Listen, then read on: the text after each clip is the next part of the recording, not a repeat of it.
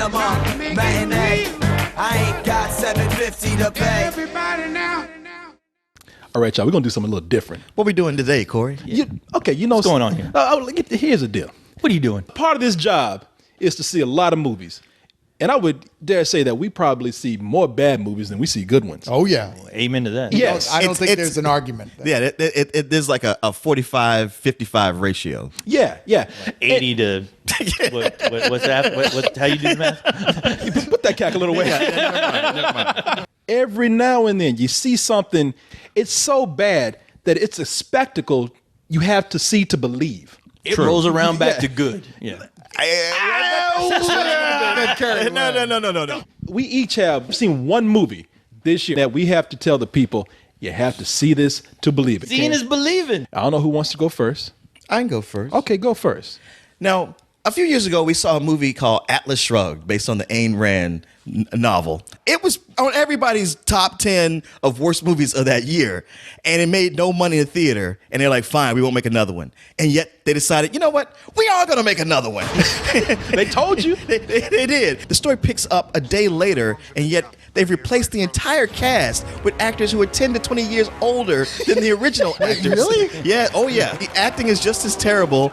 You get the who is John Galt that they are just trying so hard to turn into a catchphrase. There's more special effects, but they're all terrible. It's like, wow, you had a budget to do more, but not to do better. How does that work? And then it ends with a to be continued. And I'm like, wow, you guys have titanium balls. It sucks so bad, and yet I can't wait to see what they do next. And hey, you've been warned. Oh, yeah. when the third one comes around, don't say, I didn't know. Well, you know what? My pick is a little bit odd, I think, because some people actually really enjoyed this movie, and even some of you guys really. In fact, maybe all of you guys enjoyed this movie. I'm talking about Project X, which is... Come on, man. Project X was awesome. Well, you may say so, but I can tell you right now, it just looked like I was watching a documentary about a bunch of complete little having a party with a bunch of other little that is really dull for the first 75% of it until it gets past the point of believability, and then I was like, okay, now this is entertaining. It sounds like somebody wasn't on that Evite list at that party. That's the problem. I've been to too many big crazy parties, and I'm like, oh, I'm just gonna watch someone else do this. Terrible acting. It's got terrible dialogue. It's just boring. It's not like I said till the very end where everything goes so far out of control I couldn't stop laughing. Hey, Coles, what you got? Oh, Corey, you know what I got. Sing it to me, man. Just give me that Oogie Love. Yes, sir. Oogie, yeah, well. That old oogity boogity that we all know, love, and cherish.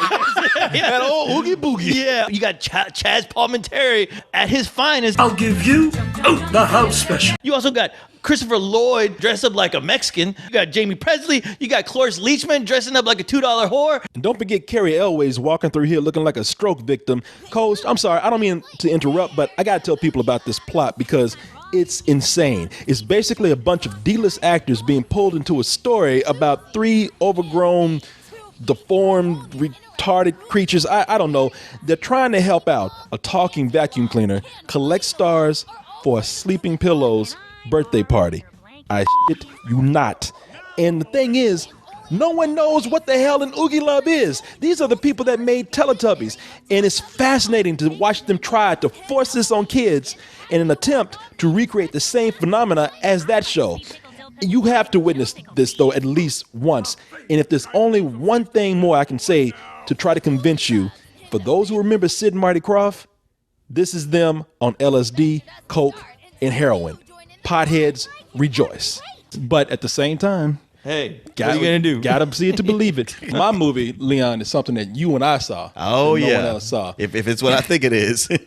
This, hands down, is probably not even the weirdest bad movie I've seen this year. This is the weirdest bad movie I've seen in a long time. Yes. Branded.